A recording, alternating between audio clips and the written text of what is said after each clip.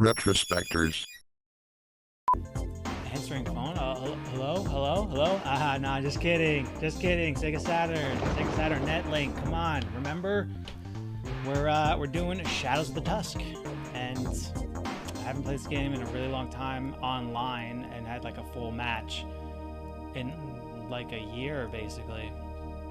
But I did go pretty much balls to the wall, all out, a month ago, playing the ever-living shit out of this game, single player. Unlocked all the characters except for the 2 secret characters. And if you're curious about who are the 2 secret characters, I recommend checking out Sega Retro Views channel. I think I'm pronouncing it right. He got all the characters in the game, including the secret characters, just like a week and a half ago.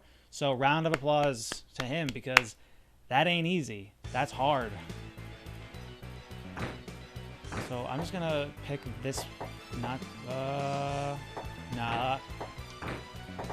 This is still a good team, but I could make a really crazy team if I wanted to. The way that this game works is, there's 8 levels in the campaign, and that's not even like the main part of the game. Like the big part of the game is the post game, where you have to like unlock the rest of the 30 more characters, and just from doing like random battles that are generated randomly, and like what you get, like, because after each battle you get a random card, a random character, so you will get duplicates sometimes. It's like a gachapon. It's like an old school gachapon. Like if this game was monetized, if this was a modern game, it would be one of those mobile games where, oh, spend $20 and you'll get a 10% chance of getting this character, that kind of thing, like 100%. This is like the old school gachapon. And you know what? I mean, this is like, this is better because you spend, what, $60 in the game and then you're done. Nowadays, like, dude, if someone in the 1990s saw the state of gaming today, they'd just be like, wow. Like...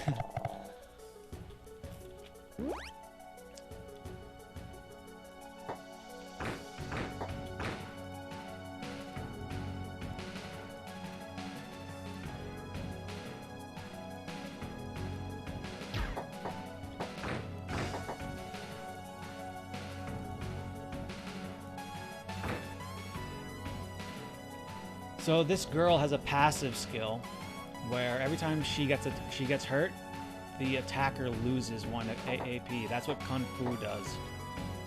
That -1 you can see in the Japanese text, yeah. So you want to think twice before you attack her, because it's like, oh shit, my character will be weaker for the rest of the match if I do this. Cloud has 9 HP. That seems like a good idea.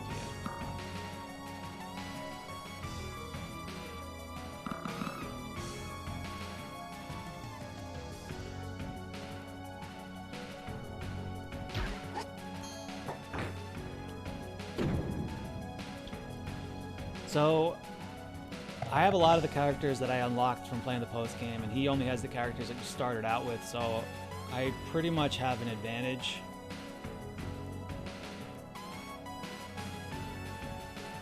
Also, I went first, and I still don't know with this game. Like, I've kind of wondered, like, if the person that goes first, like, has an advantage. I don't know. Maybe. But I could be wrong with that also. So he's going to attack her, which is good because that's a really strong character that he's got there, Richard.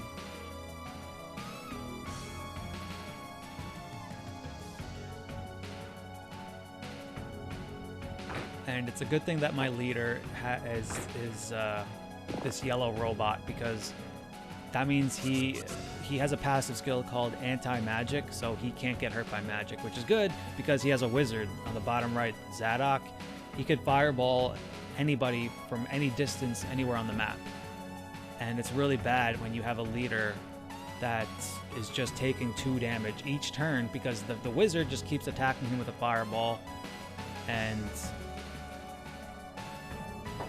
yeah, it sucks. I mean, when I play against the CPU in the post game, my leader is always Cuspid, which is this character that only has 4 HP, but he's a really good leader because he makes it so that all your allies get 1 HP every turn. Every single turn they get +1 HP. It's insane. And since the CPU, they're not smart enough to fireball your leader across the map. It has happened to me, but the CPU tends not to do that. And honestly, the first time it happened to me, I couldn't believe it. I was like, what? I thought you weren't that smart. Like, I literally played like 50 matches with the CPU of them like never attacking my leader from across the map, and then that one game I remember like they just demolished my leader from across the map, and I was like, wow.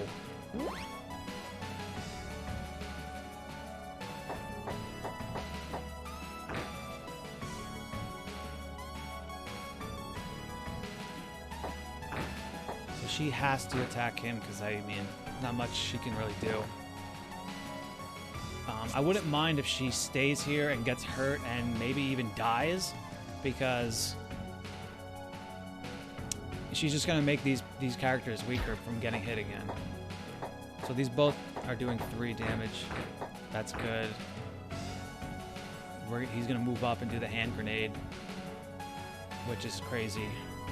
It's a crazy move.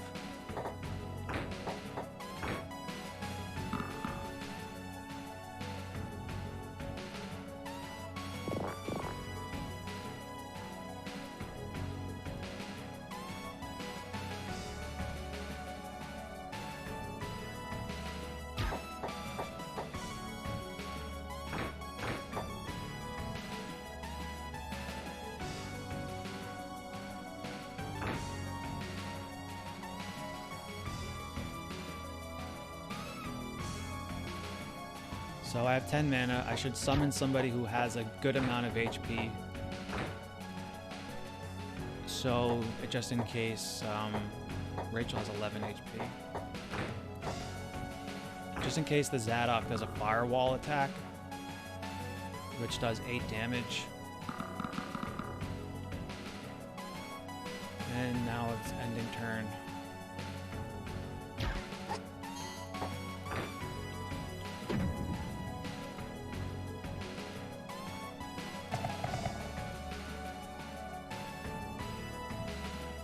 So what I've been doing actually lately is I've been looking at this thing called the Astro City Mini Arcade.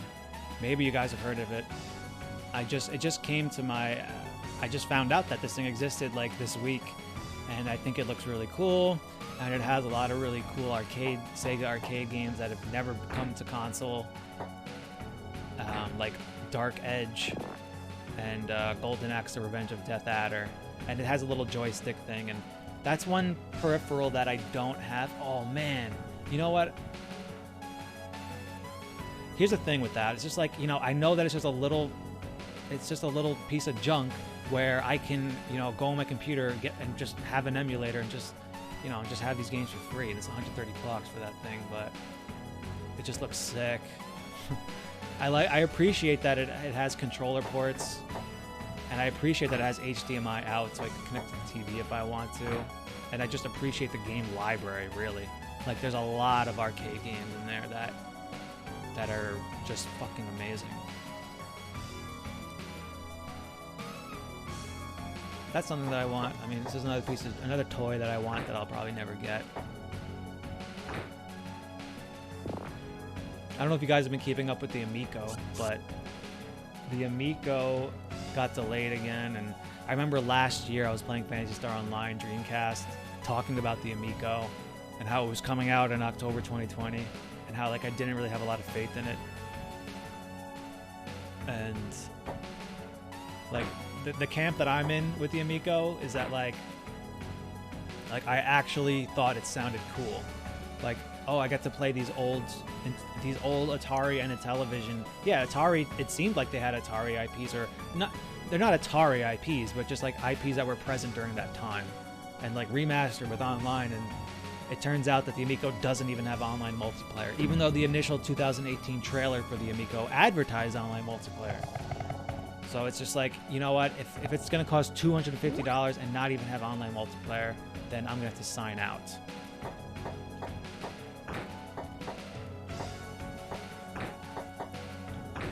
And that's pretty much how I don't plan on buying the Amico. But I've been keeping up with it. just because I'm just curious about it. And like I have like this strange curiosity about the Amico that I don't have towards like any other system or product out there. I had this unique fascination with it. I don't know why.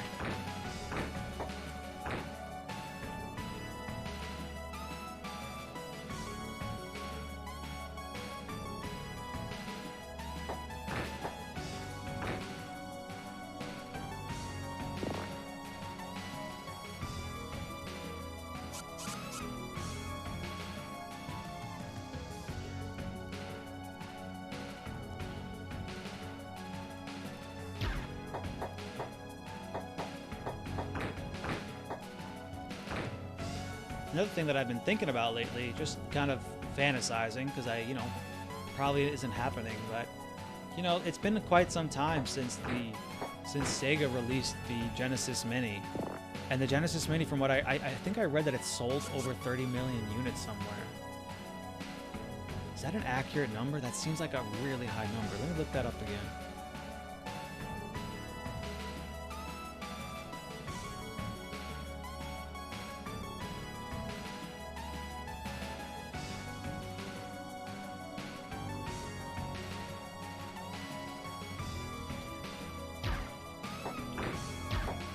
Yeah, let me do that while this turn is still happening.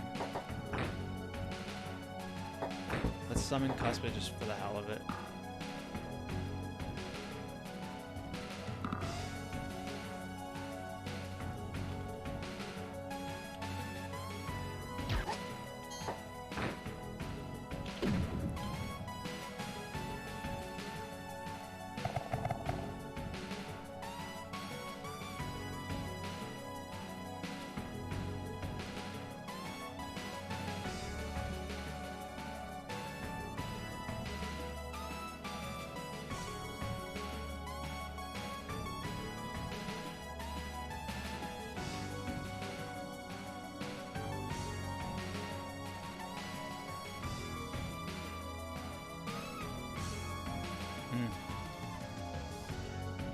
Anyway, so yeah.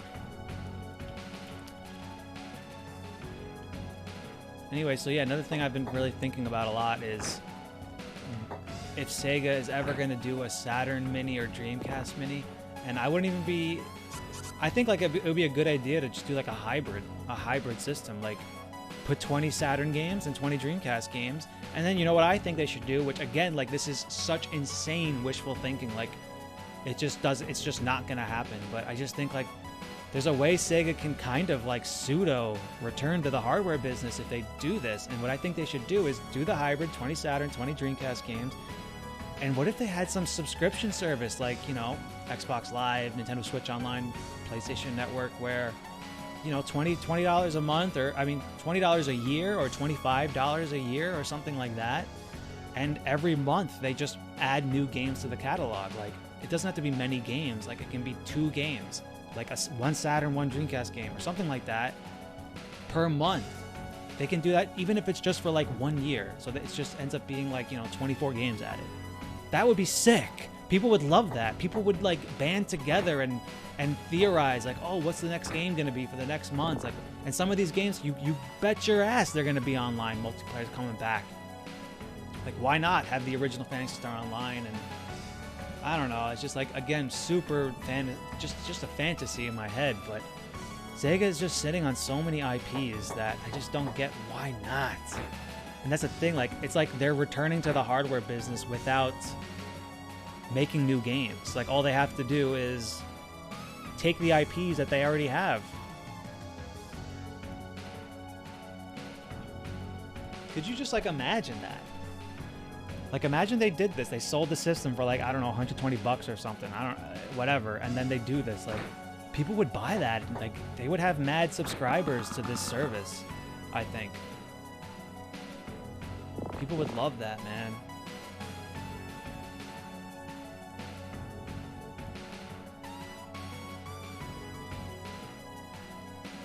I guess it wasn't smart summoning Cuspid there.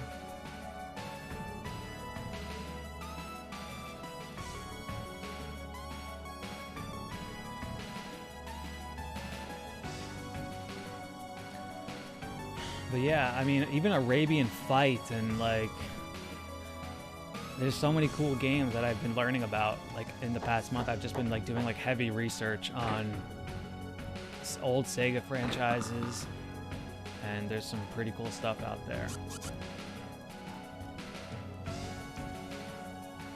I've played this game called Power Drift on the Saturn with the steering wheel, and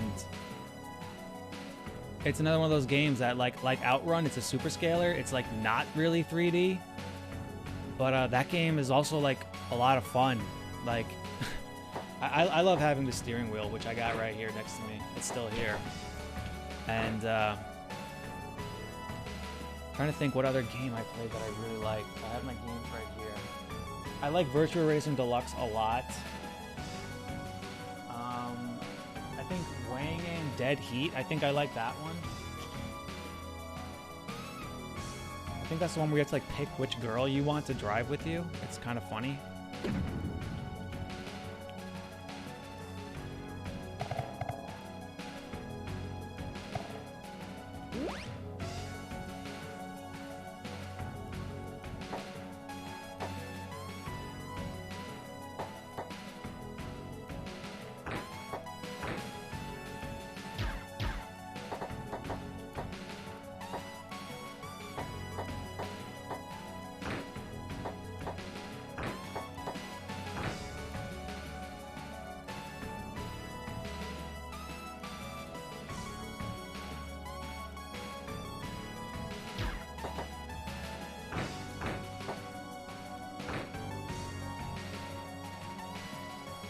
So we're gonna do some damage to the leader.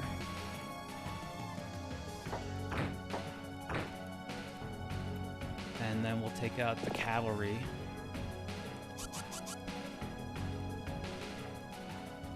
Which is this centaur, I believe, or minotaur. I don't know what the word, no, what is these things called? Like these horse people.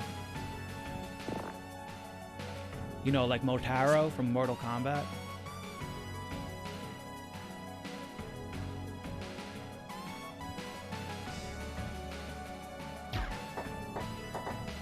Hmm. 6 HP. Zadok, you can't really hurt my leader. I'm pretty sure you can't.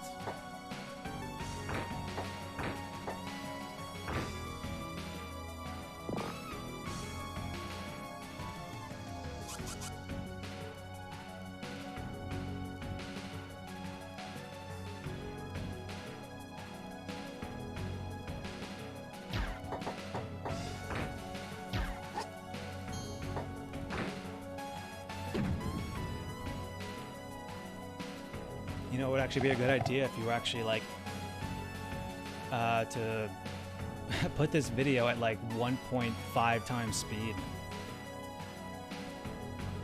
Then you'd actually see this game like run at a more normal pace.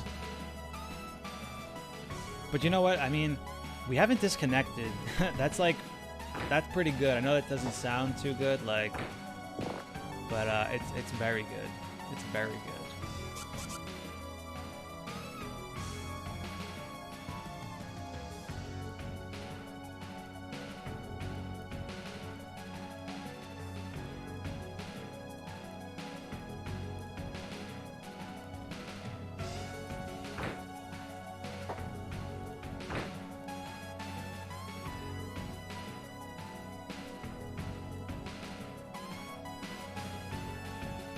That leader, if it wasn't anti-magic, if I chose any other leader, the game would be over. I would have been dead. But I just figured, like, if I'm going up against a human being, like, you gotta have anti-magic leader just in case. Because the CPU, you know, CPU tends to not attack your leader from across the map.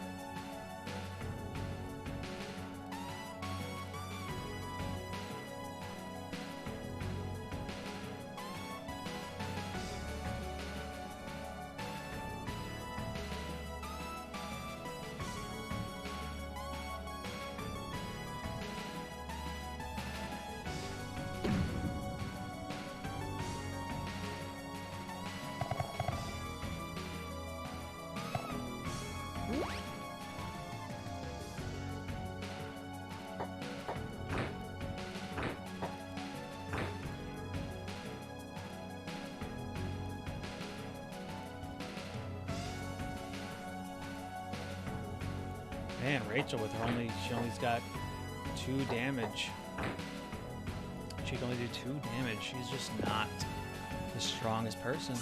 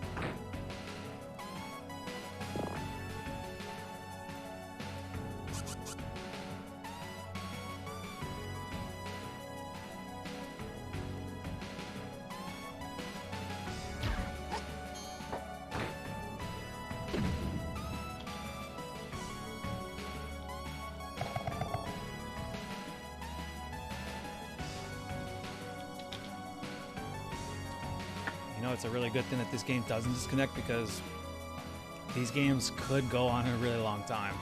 In theory, these games can go on for a very long time when I really think about it. Like, you can easily have a 30-minute match. And even if there was zero lag, you can have really long matches.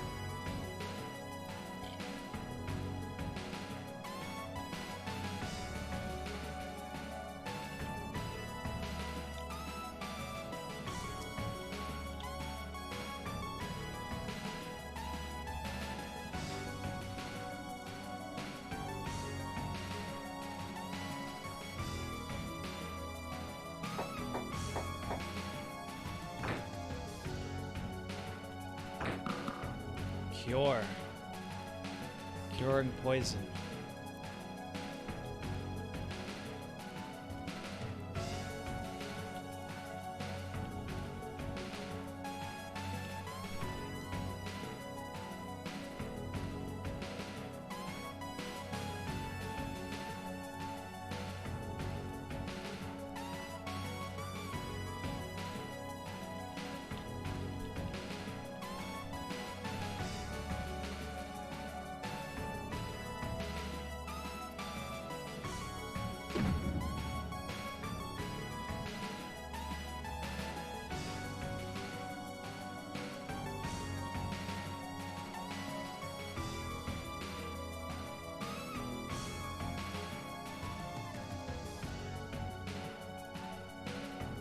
I think the lag is getting progressively worse. Like, not by much, but just enough that I notice it.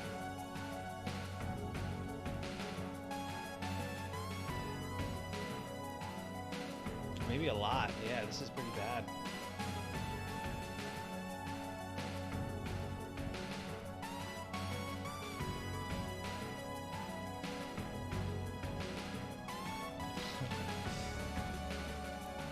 Yeah, it suddenly like got really laggy. Let's go.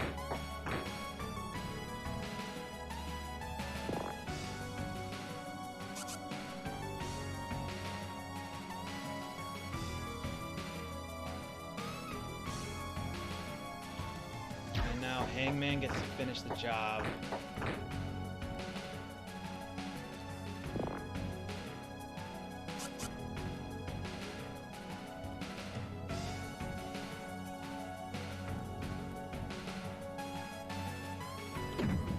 All right, well, that's it. That is it, man. I mean, damn. The Shadows of the Tusk games, they can be pretty long, and also very, very long because there's also lag. So yeah, I mean, still a good game. I think we're on medium jitter. I think. You know, hey, maybe we can get this game going a little bit better sometime in the future. Who knows? Who knows? Still a good game. I still recommend you play it. And like I said, I mean, like you just saw, you can get complete matches. They're just gonna take a little long, but it's a turn-based game at least. So when it's not your turn, you can kind of like go to the other room and do something, take care of a few things, cook some dinner. It's no problem. So Shadows of the Tusk, good game.